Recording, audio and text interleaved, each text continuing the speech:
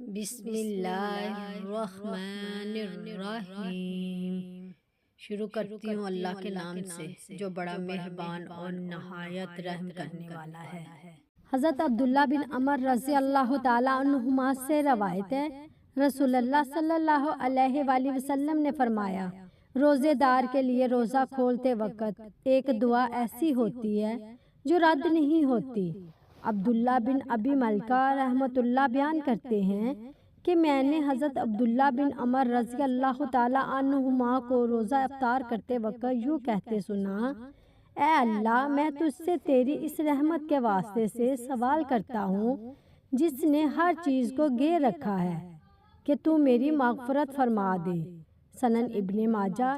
حضرت انس بن مالک رضی اللہ تعالیٰ عنہ سے روایت ہے، رسول اللہ صلی اللہ علیہ وآلہ وسلم نے فرمایا، اعتکاف والا جنازے کے ساتھ جا سکتا ہے اور بیمار کی بیمار پرسی کر سکتا ہے۔ سنن ابن ماجہ، حدیث نمبر 1757۔